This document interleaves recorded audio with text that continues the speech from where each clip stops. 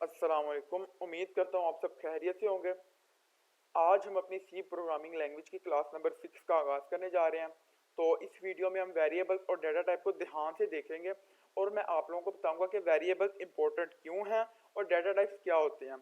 सी programming में variables और data type बना के हम लोग क्या करते हैं और इसकी ज़रूरत हमें क्यों पड़ती है।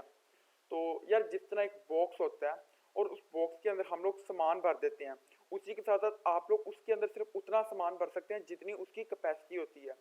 इसी तरह वेरिएबल होता है। वेरिएबल भी हमारे पास एक डब्बा होता है जहां पर हम मेमोरी के अंदर डाटा को स्टोर करेंगे। अब मान लो कि मैं आपको एक बॉक्स देता हूं जो कि बिरयानी का है। अब आप उसके अंदर बिरयानी ही डालोगे, आप उसके अंदर पानी नहीं डालोगे क्योंकि वो डिज़ाइन किया गया है बिरयानी डालने के लिए।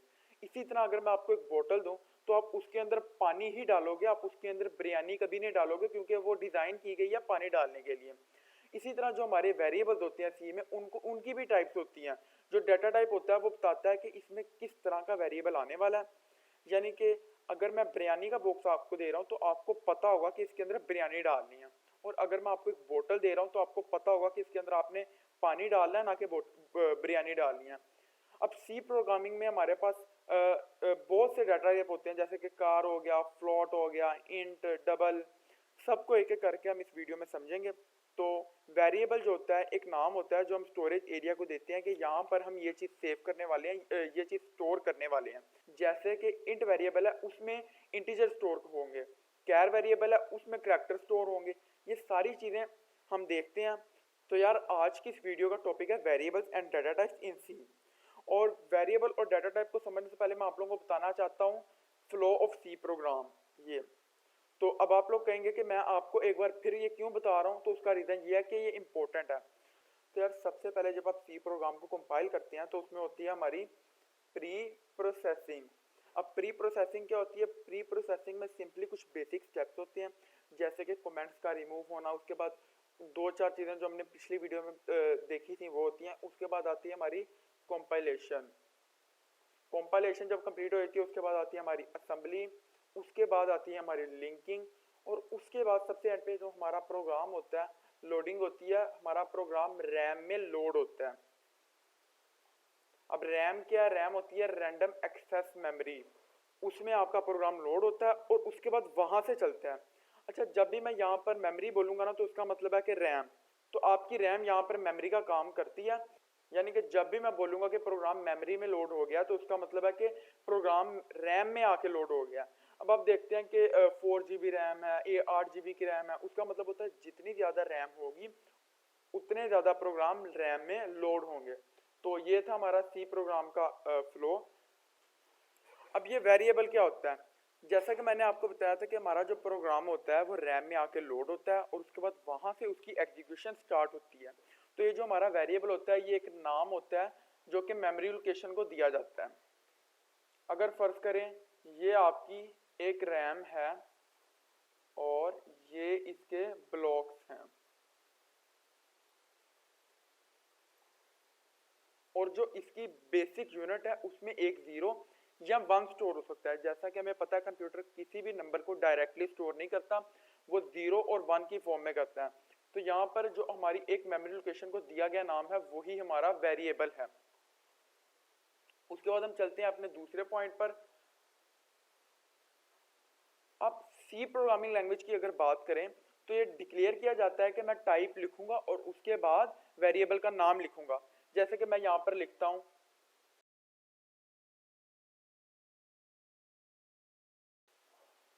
इंट ए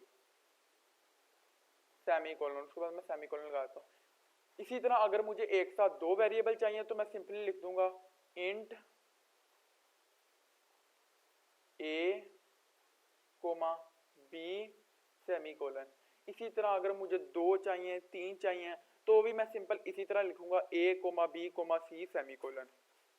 डिक्लेयर का मतलब है कि मैं अपने कंपाइलर को बता रहा हूं कि हम दो इंटीजर्स को यूज कर रहे हैं, एक का नाम ए है और दूसरे का नाम बी है। अब यहाँ पर आप कंपाइलर को इस बात की गारंटी देते हैं कि आप ये यूज करेंगे और कंपाइलर आप पर भरोसा कर लेता है और आपके लिए दो इंटीजर्स के लिए जगह को रिजर्व कर लेता है। अब इनिशियलाइजेशन क्या है? ये क्या है इनिशियलाइज? इसका मतलब है कि आप वहीं के वहीं इसको वैल्यू दे दें।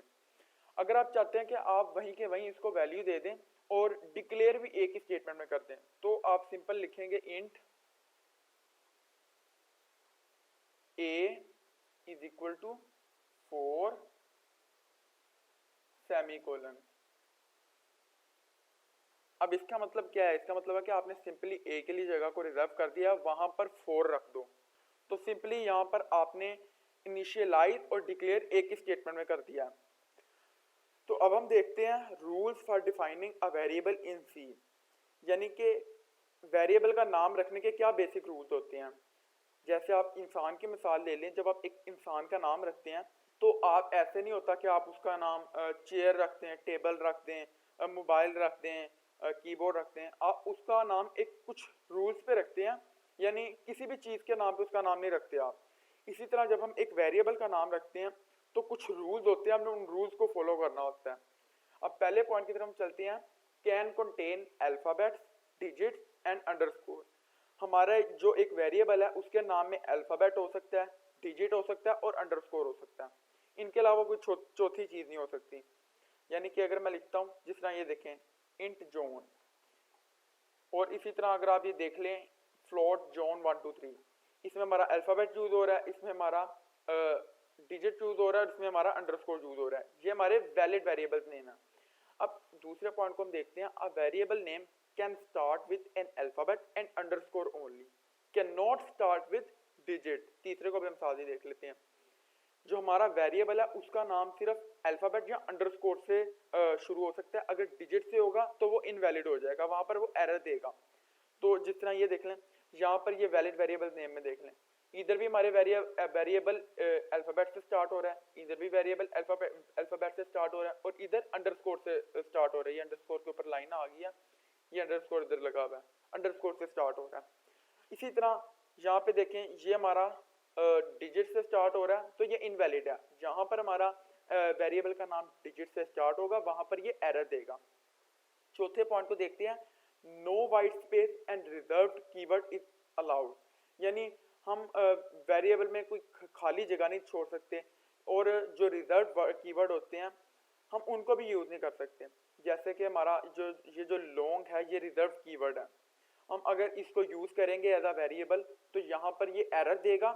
और जिस तरह अगर मैं इंट को ही दोबारा यूज कर दूं, इंट लगा के उसको दोबारा मैं एज अ वेरिएबल यूज करने की कोशिश करूं तो वो एरर देगा। तो ये छोटी छोटी बातें हैं जो आपको ध्यान में रखनी है। अब यहाँ पर हम बात करेंगे डेटा टाइप की। अब ये डेटा टाइप क्या होता है? आपने मुझे देखा होगा कि मैं बार बार इंट लिख रहा था, तो वो इंट क्या था? वो हमारा एक डेटा टाइप था। यानी कि जब मैं एक वेरिएबल को डिक्लेयर करता हूँ तो मुझे अपने कंप्यूटर को बताना पड़ता है कि मैं क्या कर रहा हूँ, कि मुझे एक इंटीजर वेरिएबल चाहिए, मुझे एक फ्लोटिंग पॉइंट यानी कि जिसमें डेसिमल होता है उस तरह का नंबर चाहिए, या फिर मुझे डबल चाहिए यानी कि बड़ा नंबर जिसका प्रोसीजर थोड़ा लंबा हो। तो ये होते हैं हमारे बेसिक डाटा टाइप। अब हम देखते हैं डिराइव डाटा टाइप क्या है। जैसा कि इनके नाम से पता चल रहा है डिराइव के, ये ड्राइव हो यहाँ। अब ड्राइव डाटा टाइप वो हैं जिनको बनाने के लिए हमें बेसिक डाटा टाइप की जरूरत पड़ती है, इसलिए इनका नाम ड्राइव होता है, क्योंकि ये बेसिक डाटा टाइप से ड्राइव होते हैं। तो इनमें हमारे पास होता है एरे होता है, पॉइंटर होता है, स्ट्रक्चर होता है, यूनियन होता है। इनको हम डिटेल में डिस्कस करेंगे। और उसके बाद आता है हमारा एनुमरेशन डाटा टाइप, जिसमें अनम है, इसको भी हम बाद में देखेंगे। अभी हम बात करते हैं वॉइड डाटा टाइप की। तो वॉइड डाटा टाइप क्या है? वॉइड का मतलब होता है कुछ नहीं, खाली। यानी कि सी प्रोग्राम में जो वॉइड का मतलब है वो खाली होता है। तो अब हम चलते हैं आगे, बेसिक फंक्शंस एंड ऑपरेटर। तो यार ये जो हमारे फंक्शन और ऑपरेटर हैं ये मैं आपको आगे जाके बहुत डिटेल में पढ़ाऊंगा। मैं आपको ऑपरेटर्स का भी एक अलग से वीडियो बना के उसमें समझाऊंगा, फंक्शन का भी एक आपको अलग से वीडियो बना के उसमें समझाऊंगा। लेकिन यहाँ पर मैं आपको सिर्फ इतना बताना चाहता हूँ कि हमें कुछ चीज़ों के बारे में पता होना चाहिए, कुछ बेसिक चीज़ें जिनके बारे में हमें पता होना चाहिए। जैसे कि हमारा ये प्लस हो गया, माइनस हो गया, ये टाइम्स हो गया, और ये डिवाइड हो गया। ये आप अपने सी प्रोग्राम में यूज कर सकते हैं। अगर आप लिखते हैं कि प्रिंट, मैं ना असल में माउस यूज कर रहा हूँ तो मैं साथ साथ बोल ही जाऊंगा, आपने मेरे अल्फाज पे भी गौर रखना है। तो हो सकता है आपको ये जो मैं लिख रहा हूँ ये समझ ना आए, क्योंकि वो माउस से जरा सही तरह लिखा नहीं जा रहा। लेकिन आप मेरी, अगर आप मुझे सुन रहे हैं तो आप समझ पाएंगे कि मैं क्या लिख रहा हूँ। इसलिए ये प्रिंट हमने लिखा प्रिंट एफ, इसके अंदर हम लिखते हैं अगर परसेंटेज डी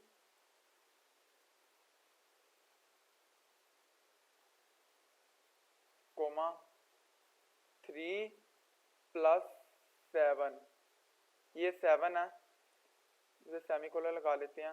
तो आपका जो ये है ये इसको कंपाइल भी होगा और ये 10 प्रिंट भी करेगा, यानी कि आपका ये जो आपने प्लस लगाया अगर आप इधर माइनस लगाएं तो वो माइनस का भी आंसर प्रिंट करेगा, मल्टीप्लाई का भी करेगा, डिवाइड का भी करेगा। तो ये आप सी प्रोग्रामिंग यूज़ कर सकते हैं। ये मैं आपको इसलिए बता रहा हूँ क्योंकि मैं आपको बहुत जल्दी एक एक्सरसाइज देने वाला हूँ जिसमें ये यूज़ होने वाले हैं, तो मैं चाहता हूँ कि आपको पता होना चाहिए इसके बारे में। उसी के साथ साथ कुछ बेसिक फंक्शंस होते हैं, मैंने आपको फंक्शन के बारे में बहुत हल्का सा आइडिया दिया है, उसको डिटेल में नहीं बताया। डिटेल में हम इसको आगे डिस्कस करेंगे, जैसा कि मैंने पहले कहा कि हम ऑपरेटर और फंक्शन दोनों को डिटेल में डिस्कस करेंगे और दोनों के बारे में मैं अलग अलग वीडियो बनाऊंगा। लेकिन अभी मैं चाहता हूं कि आप प्रिंट एफ और स्कैन एफ के बारे में आपको पता होना चाहिए। ये आ गया हमारा प्रिंट एफ और ये आ गया स्कैन एफ।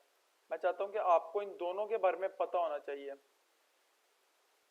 स्कैन एफ करने से पहले मुझे इंट ए करना पड़ेगा, इंट ए, यानी कि मुझे अपने ए को डिक्लेयर करना पड़ेगा, उसके बाद ही जाके मैं अपने जो यूज़र है उससे कोई वैल्यू ले सकता हूँ।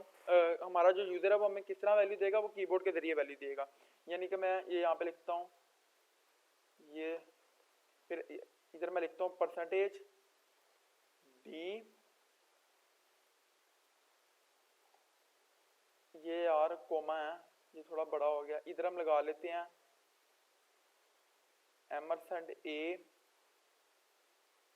और सेमीकोलन। अब यहाँ पर मैं अपने ए की वैल्यू यूजर से तब भी ले पाऊंगा जब मैंने इंट ए किया होगा, यानी ए को डिक्लेयर किया होगा। तो ये कुछ बेसिक चीज़ें थी जो कि आपको पता होनी चाहिए थी। और यहाँ तक अगर आपका कोई सवाल है, कोई चीज़ आपको समझ नहीं आई या आप सी से रिलेटेड कोई भी आप सवाल पूछना चाहते हैं तो आप कमेंट में मेरे से पूछ सकते हैं, मैं आपको उसका जवाब दूंगा। और वीडियो को याद से लाइक कर दें, शेयर कर दें और चैनल को सब्सक्राइब कर दें। तो मिलते हैं फिर अगली वीडियो में, तब तक के लिए खुदा हाफिज़।